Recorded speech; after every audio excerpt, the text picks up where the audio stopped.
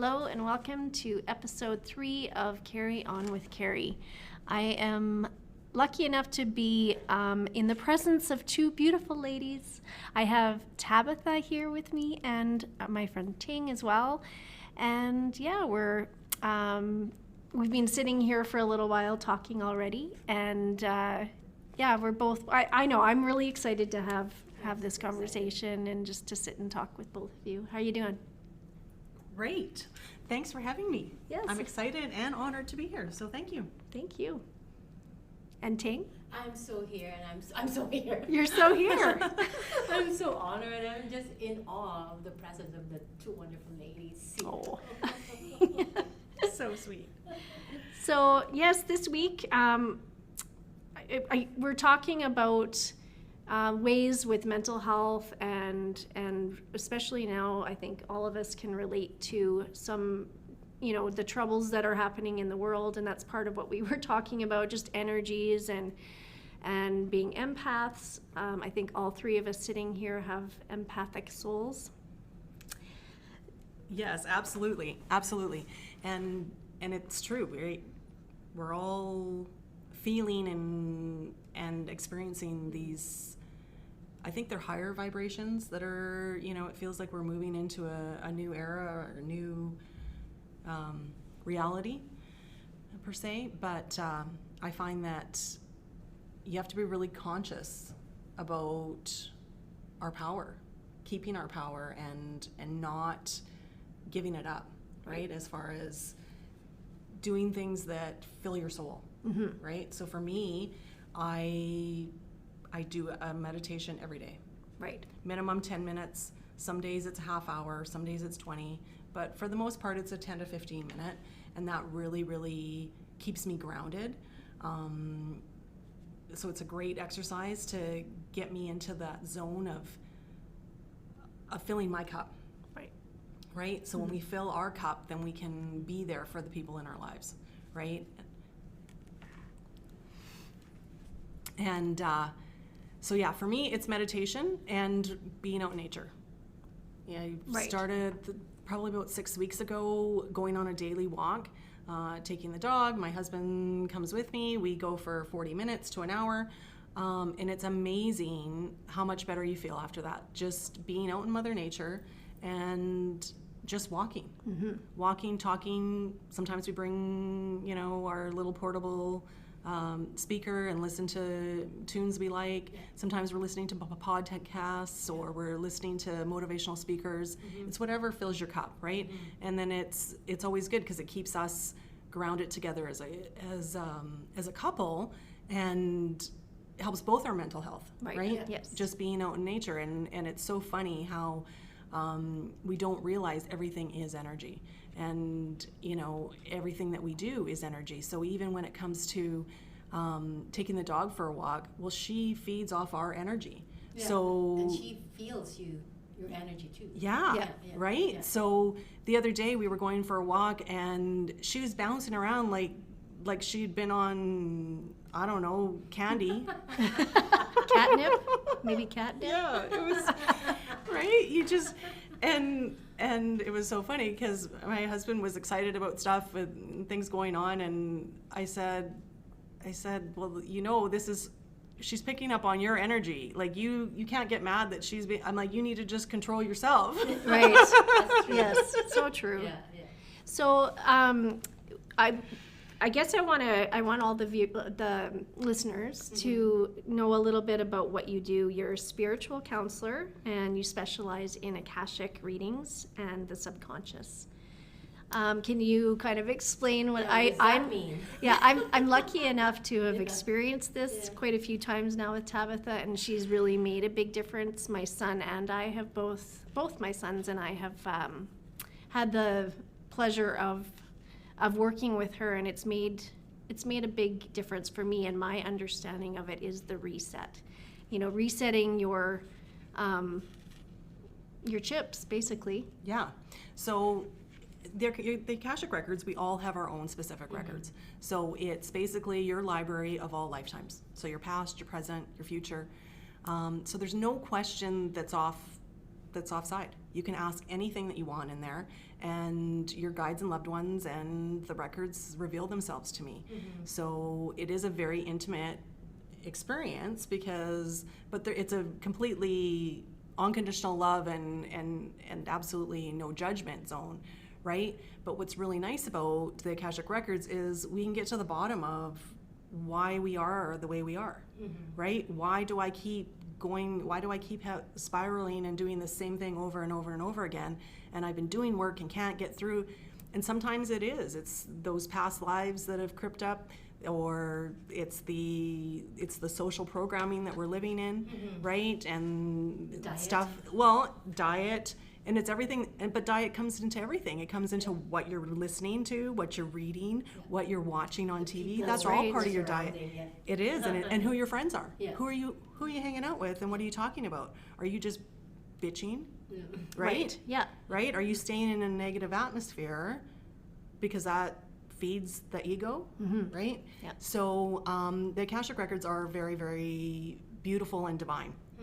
And I've always done subconscious reprogramming.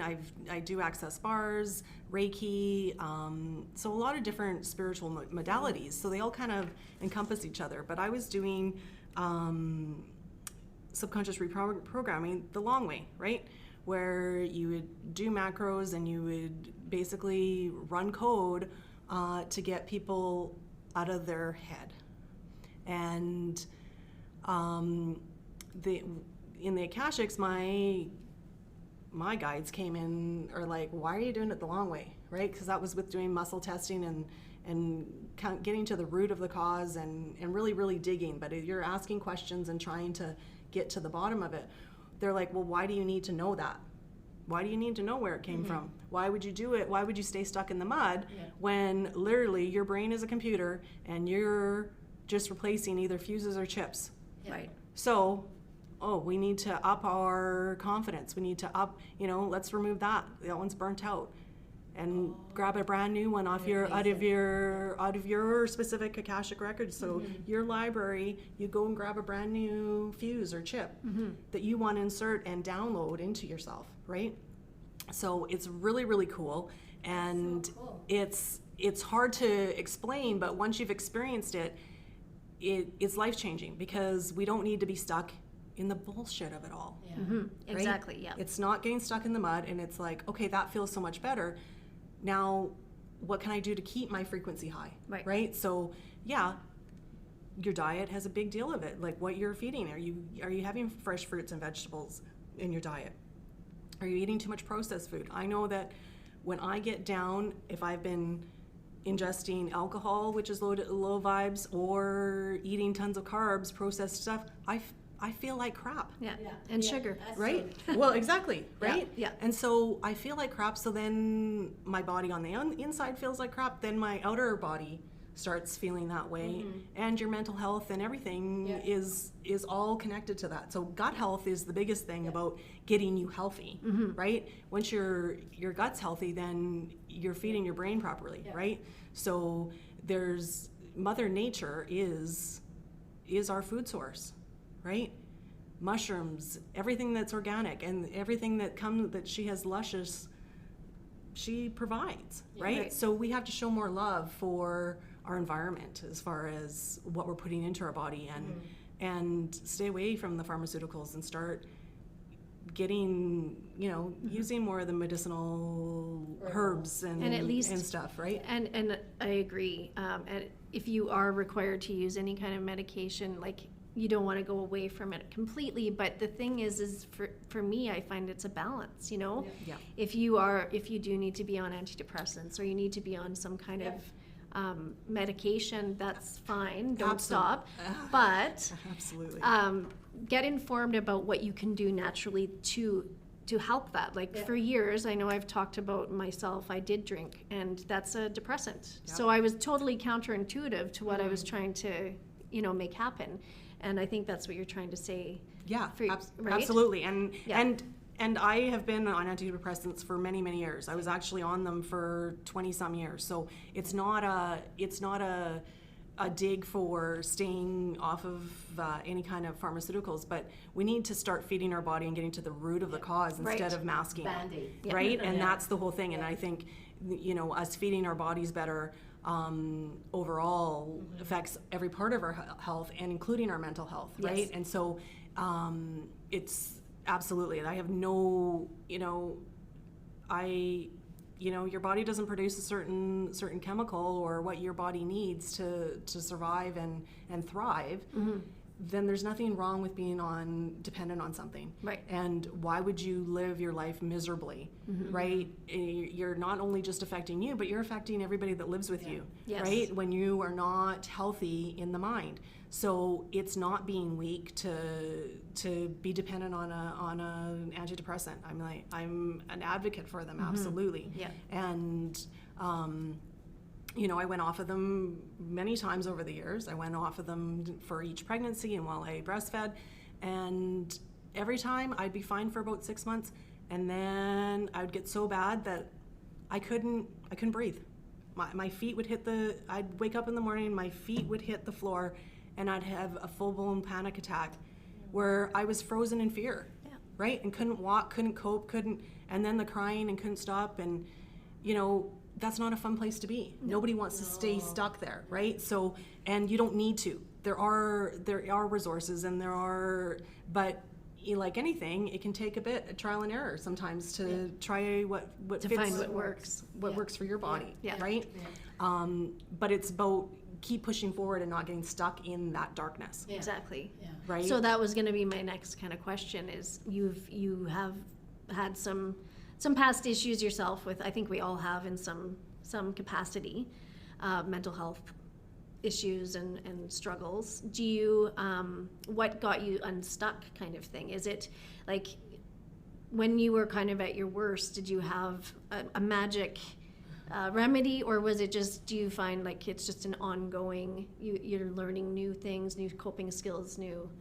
Yeah, I think it's a combination of things, right? Obviously, you get on the right medication that can help balance you so that you're not, but doesn't change who and what you are at the core of you, right? I still have feelings, I can still cry, it doesn't make you into a robot per se.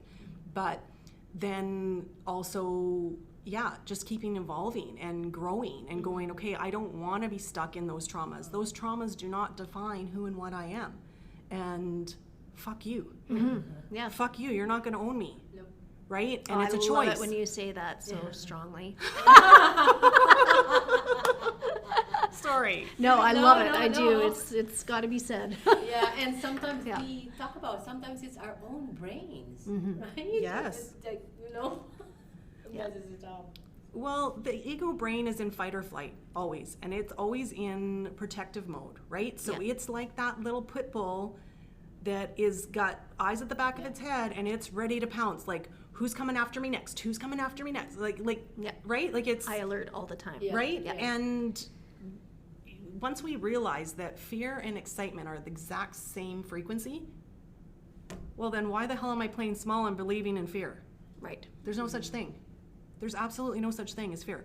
It's been programmed into us to believe that. So the next time that you are thinking about doing something and all of a sudden you get that, fear, go, hell no, this is excitement because I'm changing my life and good things are coming.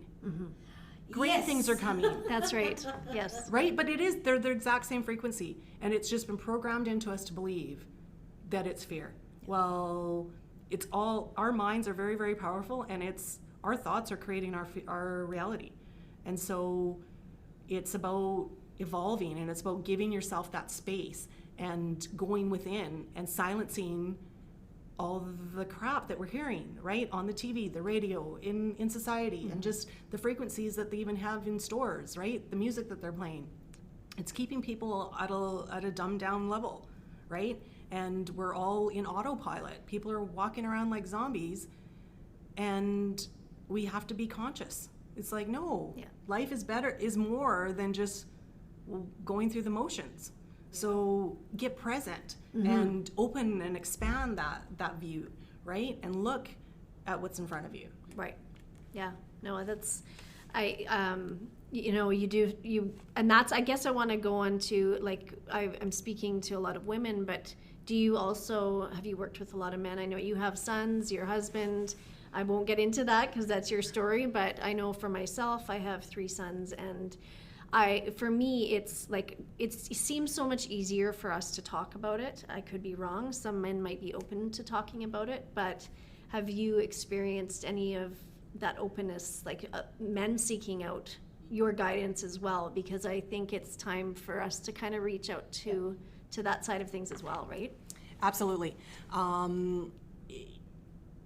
It's evolving, right? It's, just like the women's movement of us having equal rights, now men, it's safe for them to actually have feelings and talk about them and emotions. That's right. Right? And so it's evolving, we're evolving, and I'm really, really proud that, both my boys play in the WHL, and mental health is something that's talked about and dealt with differently on different teams, and talked about openly. And so that's a beautiful, beautiful thing, and something in the right direction. Is there more work to do? Absolutely.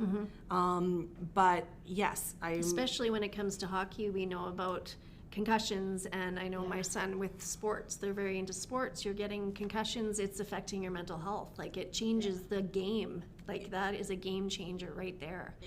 And so it needs to be something that, they come out of these times of, suffering. Yeah. And that somebody's there to hear and listen to that.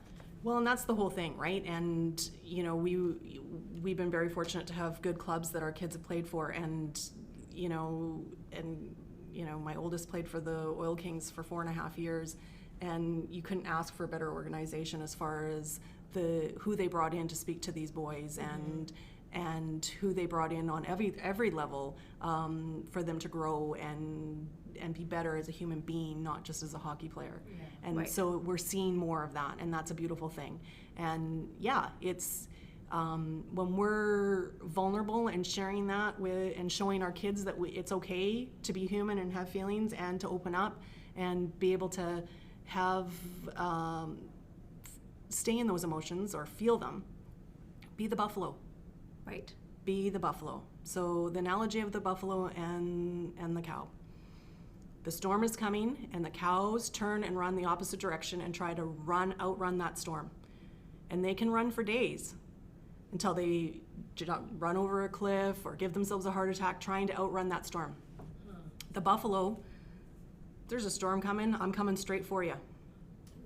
And he stands there, and he's uncomfortable for 90 seconds. But then it's done. Right. It's done.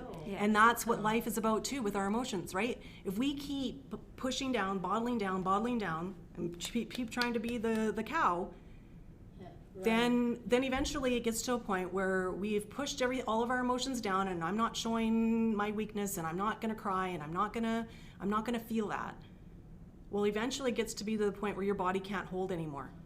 And so then we are having those breakdowns, and we are having that where we are in a mental state where we can't pull ourselves out, and no matter what. Well, stop doing that.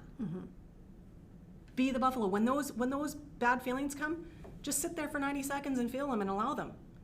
And then voice them, right? If it's a partner, if it's a relationship, if it's something at work, have the conversation and say, you know what, this really made me feel this way when you did that. And it's talked about, it's over, it's done with. It's not something that you keep, it's not the scab that you keep picking open. That you keep picking open and hoping it heals. Right? Yes. And so be the buffalo. That's the one thing I can tell everybody is be the buffalo. It's not that bad. Feeling those emotions for that, it's not a weakness, and you're only giving yourself more life force every time that you stand there and feel them.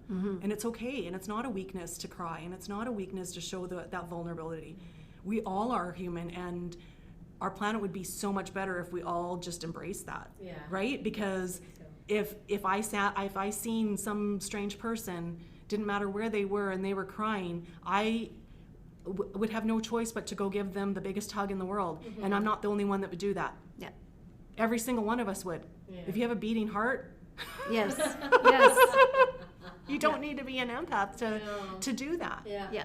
Right? And so it's not we can all have a moment of weakness, and we can all have a moment of vulnerability, but that doesn't define who we are. But it shows everybody that we are human. It can be Yeah, and kindness, right? Kindness, which love. opens up that, you know, so It does. the trust. The I trust. mean, for yourself to open up to somebody and show your vulnerability that way, it's opening up your trust to that person, which back and forth will give Yes. you that, you know, if you're vulnerable with me, okay, well, maybe this is safe. I can come back to them and I can be the same with them. And that's exactly it. And that's been really a theme over the last few weeks is belief and trust. Belief in your own ability, believe in your instincts, believe in your intuition. We are all naturally born with our intuition, and it's been programmed out of us to not believe it. And we listen to this ego brain that keeps going, I need to protect you, I need to protect you. And it's like, no, we're fine. We're all divine, right? But it's just standing there and being, right? We, instead of thinking about what I got to do tomorrow, let's just enjoy right now.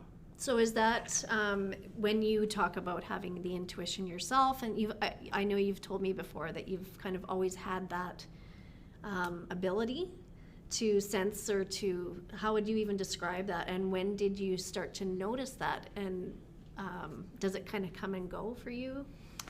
No, my instincts and intuition I was born with, and luckily my mom, she taught me to embrace it, right?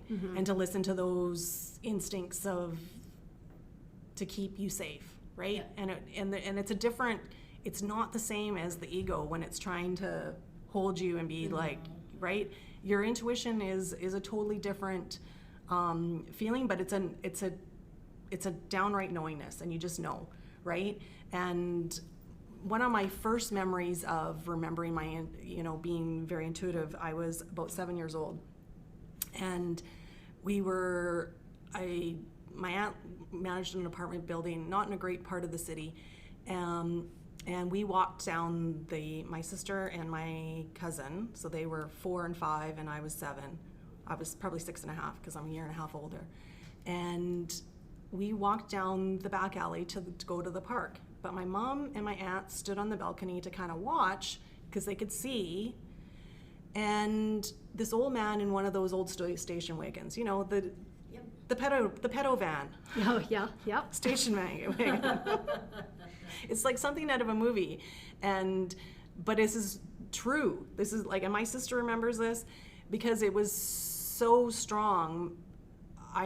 This old man kept driving, and it was one of those old brown station wagons with the wood paneling. Wood paneling, yeah. Yeah. Oh, yeah.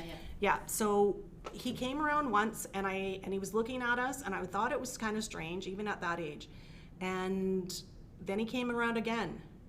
And so by the second time, we were all in our bare feet, and we're going down this gravel back alley. So my youngest cousin is 4, and she's crying because her feet, and my sister is crying because her feet are sore. And I grabbed my sister by the hand, and I put Carla on my back, and I'm like, we need to run. Now. And my sister's like, why do we have to run? Why do we have to run? And I'm like, just shut up, just run. And we got to the end of the alley, and he was already coming around again. I could already see him at the way far down, and I got to the end, and there was another apartment building where it had a fence and these bushes, and I was like, hide in there. And my sister, by then, like, she's frantic because I've made her frantic. And my cousin is like 4, and so she's not understanding at all, and she's just looking at us like we're crazy. And he comes again, and by then my mom and my aunt had already been beelining it. They'd seen him too. They saw him, okay. And so he stopped, and he stopped his vehicle and was looking for us, and then was scanning the park to see if he could see us, and he couldn't see us I was like, I was like, shut up. Yeah. Right? Like, do not say a word. And so that was my very first time as a child remembering Like that you had right? to use that, yeah. And it was Felt like, it. and it was, and it just, but over the years it happened many times, right? Where I got into, my girlfriend and I came home from a party at a lake, and I said, get in the car and lock all the doors. That was before they had automatic locks where they had all lock when you drive. But, I was like, get in the car and lock all the doors. And sure enough, we got to the city, and we stop at a red light, and some guys try to get out of their vehicle and try to open up our back door. Oh, wow. I looked both ways and went through the red light. I was like, whatever. But something, you're right, like those intuitive hits I listened to. Yeah. And I'm like, Something didn't feel right, so you trusted it. Yeah. well, and it just, and I have no filter. So everybody that knows me knows that if I'm thinking it, it comes out my brain. It comes out my mouth. My brain, then my mouth, Yeah, right? yeah. Like it just, there's no filter when it comes to, so I just have been lucky enough that I embraced it. I was like, okay, when you get those feelings, you know. Right. You know. Yeah. So when did you, the Akashic Records, that side of it, when did you discover that and kind of put that into your practice? It's been about 3 years now. I was always drawn to them, and what I really liked about them was that I have to ask your permission to go into your records. Yes, I liked that too. Yeah. I like really, that. really enjoyed that because, somebody that is a little bit more enlightened or has expanded a bit of more of my gifts, I didn't like looking at somebody and knowing something was going to happen. I didn't like those feelings. I didn't like that, knowing that stuff, and I didn't like spirits coming to me because it freaked me out. I didn't know how to deal with it. I didn't know how to. So the Akashics was safe for me because I have to ask you to go in there, and we're on a time limit, right? Like we're only in your records when I'm in there with you. Yeah. I'm not in them by myself, and I don't have to worry about somebody coming to me. Right. Yeah. Yeah. Yes. Yeah. Huh. Cool. Yeah. And how did you find this modality? Like where? Well, Your when teachings you're and into all the that. woohoo stuff, you Yeah. kind of your circle starts growing into more and more. Yes. And so now I have a lot of friends that actually do the Akashic Records. So, Right. It's one of those things. I guess you become who you hang out with. So. Uh-huh. Yeah. Yeah. So how does it look? And if it feels and looks scary for that person you're doing the Akashic record, how do you deal with that, the darkness? I don't usually see a whole lot of darkness, right? Yeah. And we can all have, people can have entities or cords or some darkness around them, but there's definitely light and dark. We need the balancing of both, Mm-hmm. right? But I don't find any of it scary, right? It's all divine, and whatever comes to the forefront is what we're supposed to deal with on that day and at that time.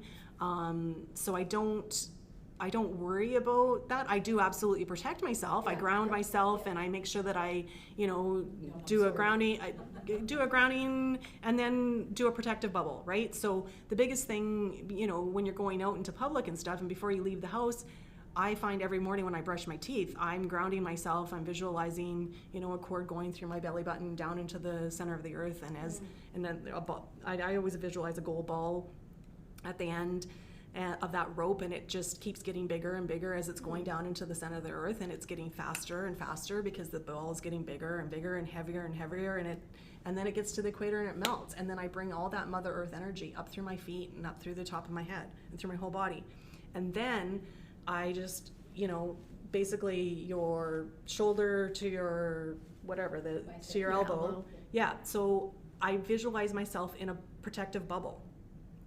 So I visualize an energetic bubble around me that's filled up with all of that Mother Earth energy because it's going up my feet, up through my whole body. It's cascading over to the top of my head and down around me. And then the outside of that bubble, I mirror.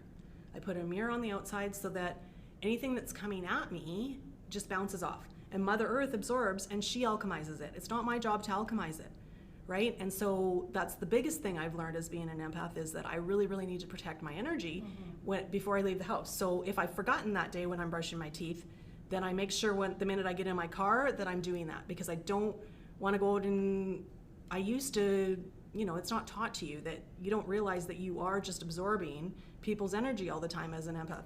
And that's why we don't like big crowds and we don't like going shopping at certain places and you don't, right? Because you can just feel all that energy. Yes. So, but there's a big difference between taking it all on and feeling it.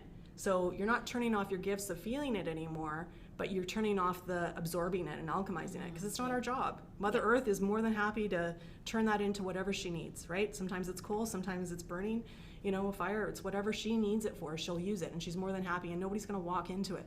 So you're protecting yourself, and you're giving her more life force by allowing her to deal with it and just being consciously aware that that's what we do as empaths. Nobody teaches us to take control over our own body and sphere, right? Right.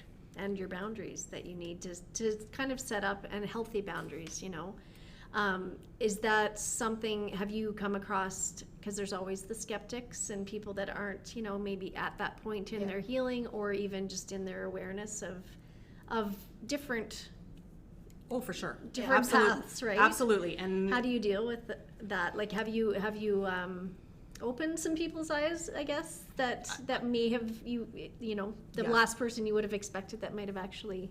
Yes, absolutely. Absolutely, right? So the good thing about that is I don't ever take it personally. So it's not, and whatever comes to the forefront comes to the forefront, and if they're not ready to hear it now, they're not ready. And I've had lots of people, I don't know about that doesn't really resonate.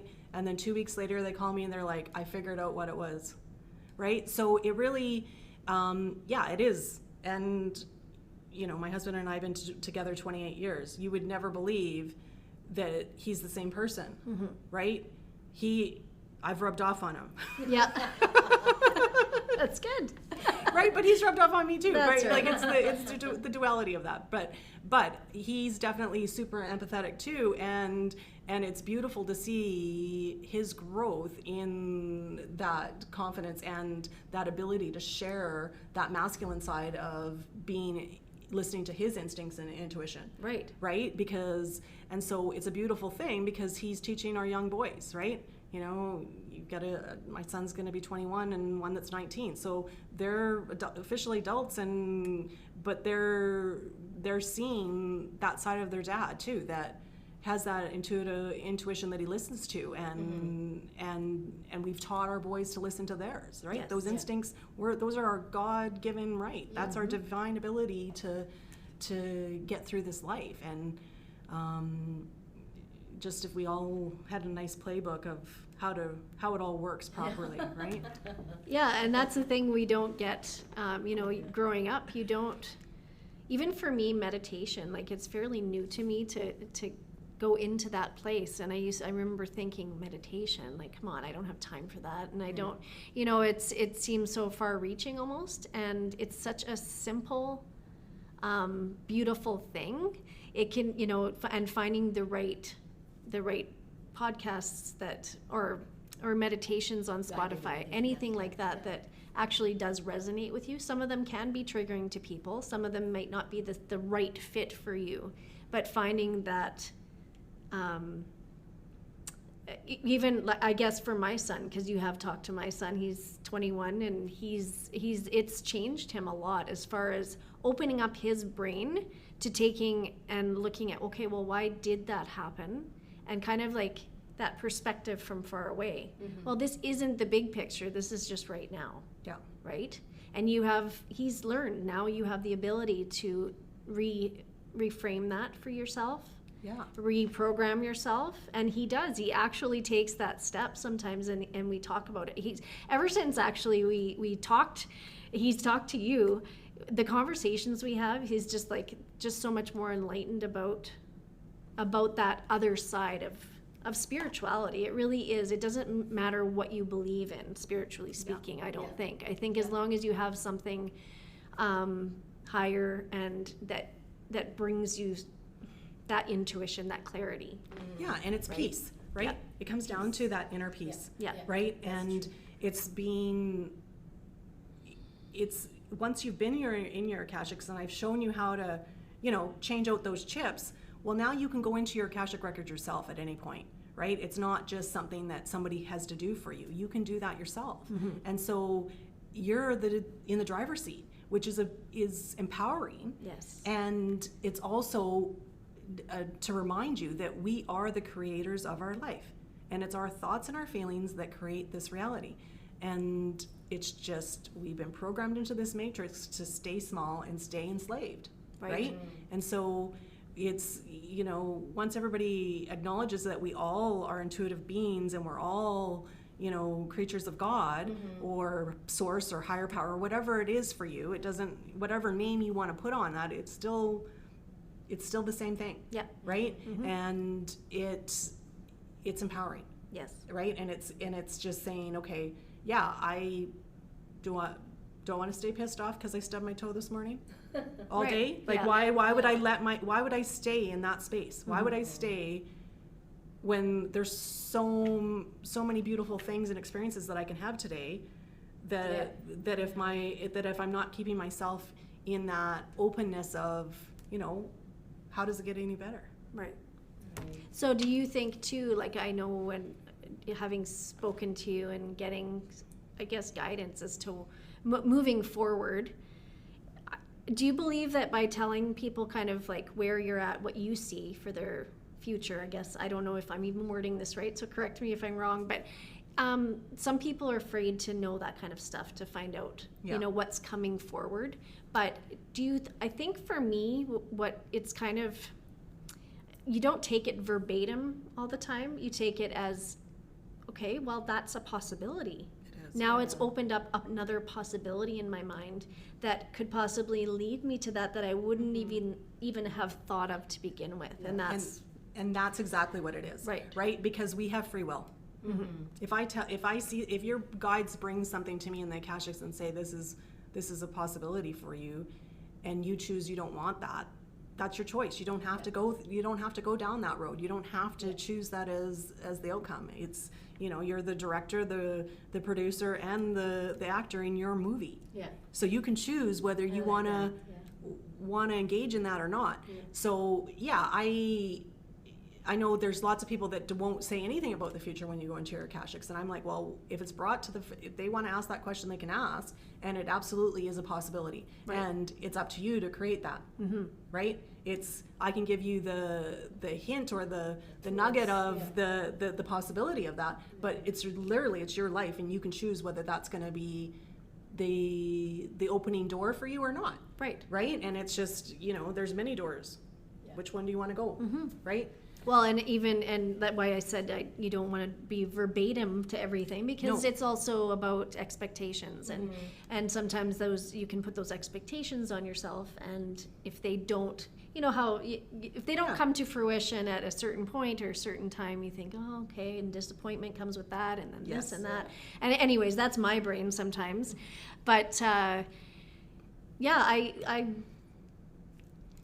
don't know what else to say except.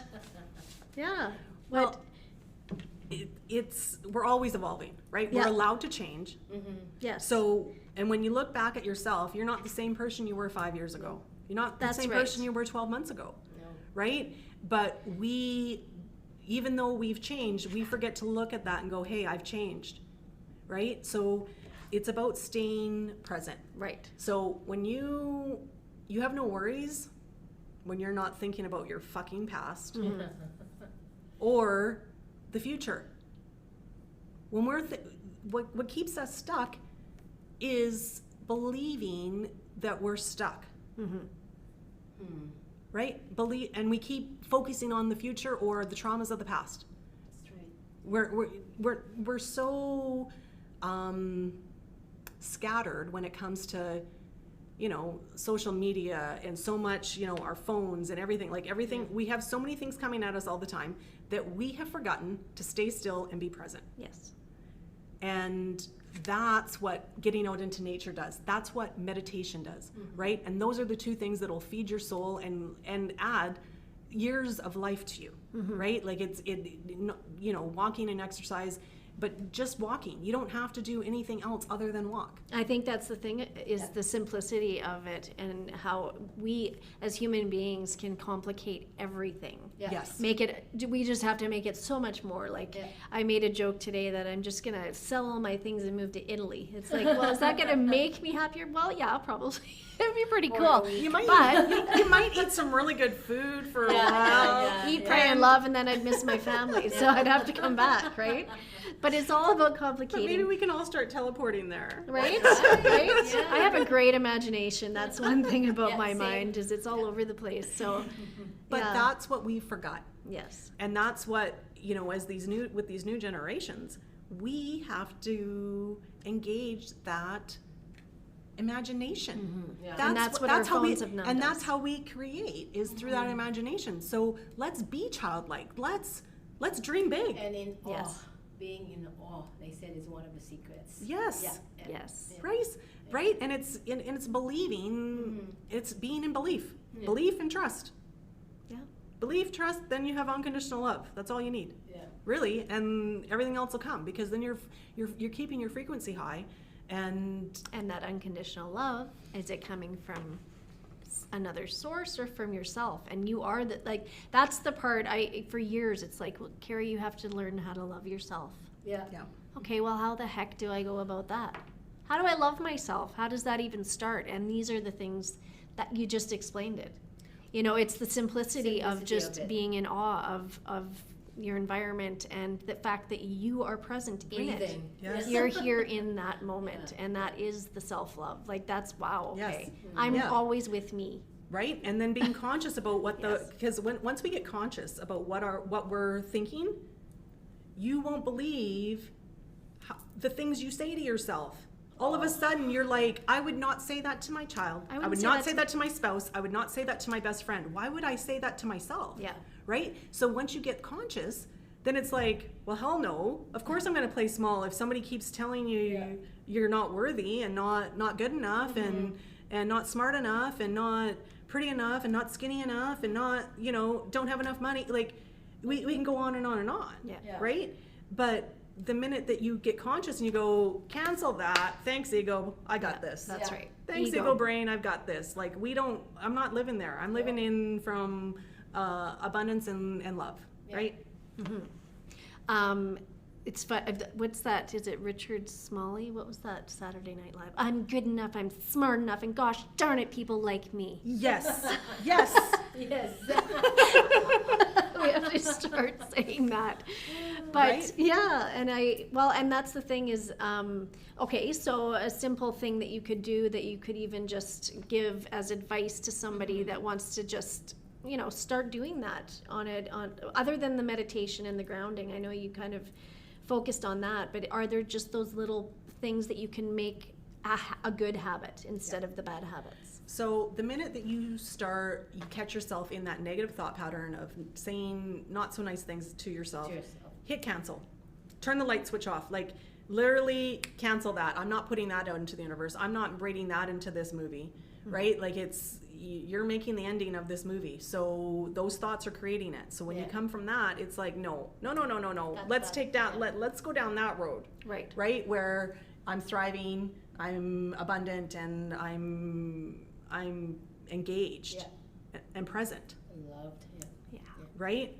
And so that's the biggest thing is turning the negative thoughts into positive, and then it becomes habit, right? You do everything. You start off with 7 days, and then you keep doing it for 30 days, and then it becomes autopilot like everything else. But it's so programmed into society that we really have to protect ourselves from getting pulled back into it. Right? So it's our job to keep ourselves at that high frequency. So you got to figure out what that is for you. Right? And, meditation, self-help, Walking. Less social Walking. media. well, and that's the whole thing.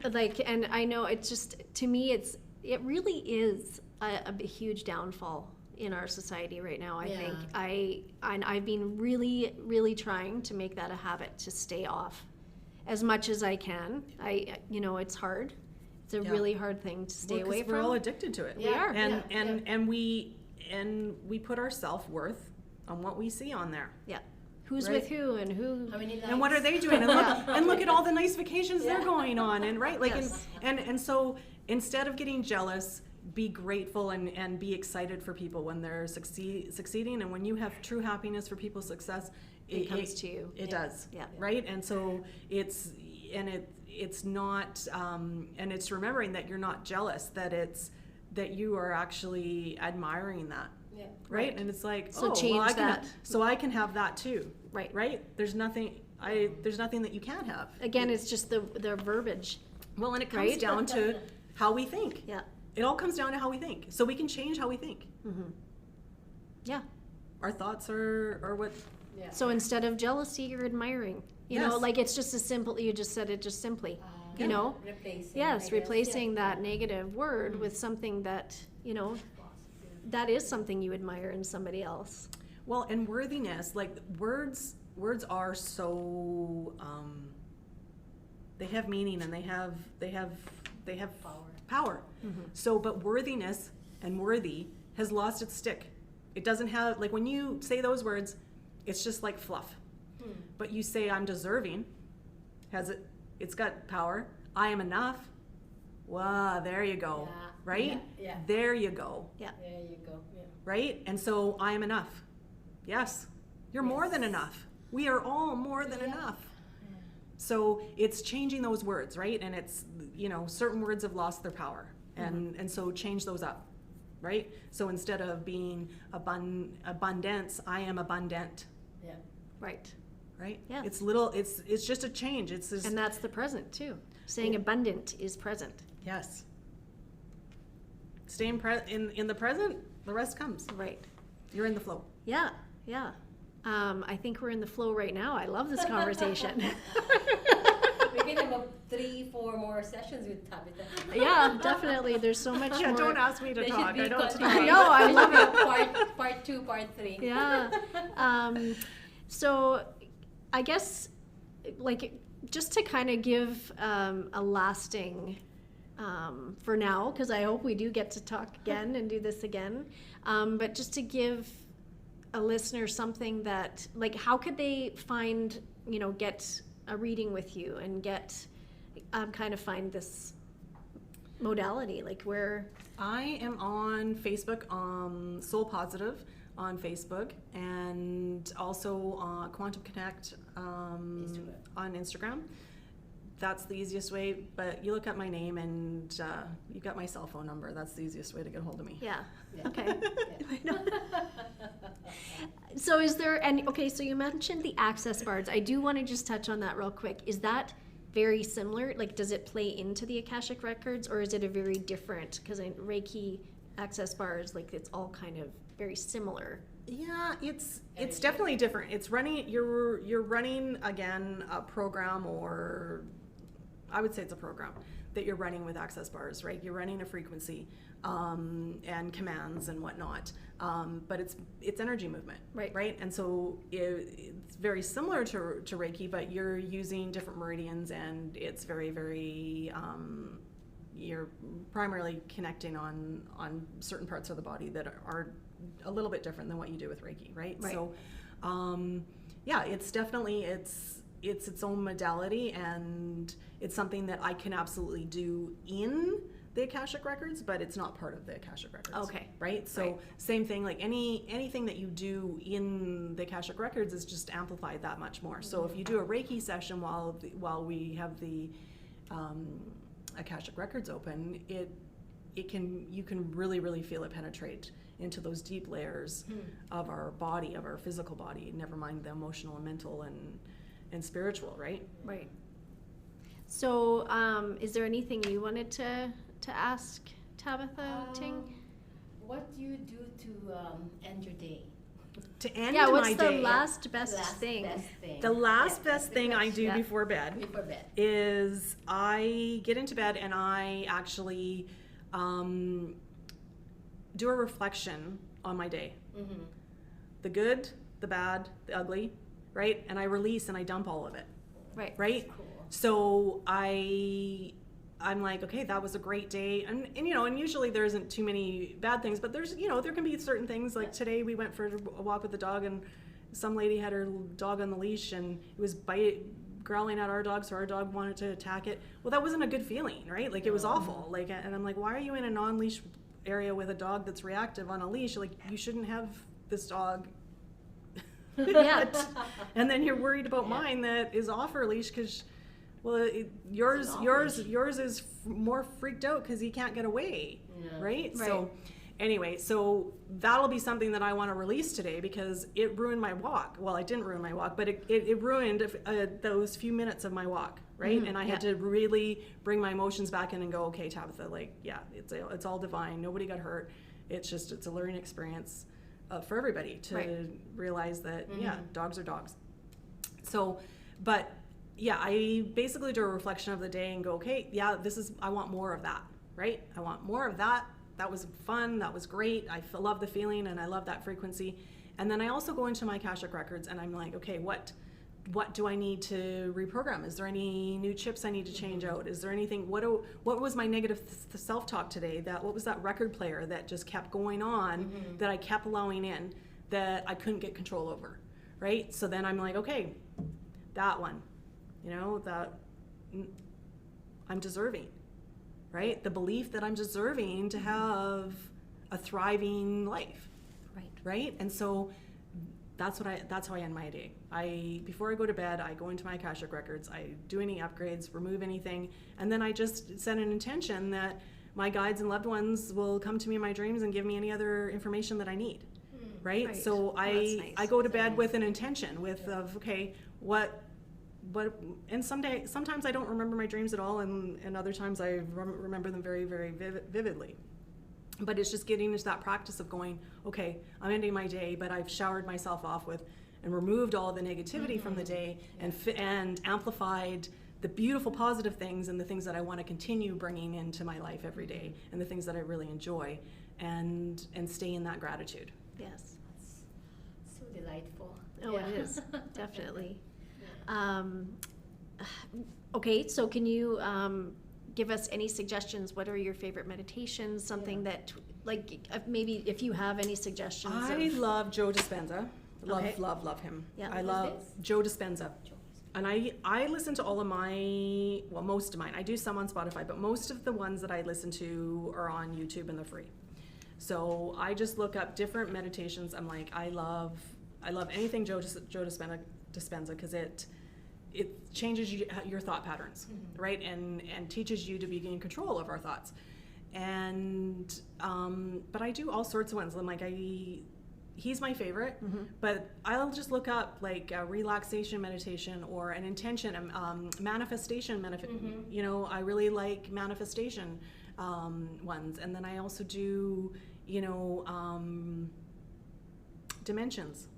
Going through the different dimensions is absolutely amazing because when you go into each dimension, you really, really get a feel for what that frequency feels like, and it's very, very empowering. Right? And then you'll see certain dimensions that don't resonate as well, or that you're like, okay, I'm not really sure about this.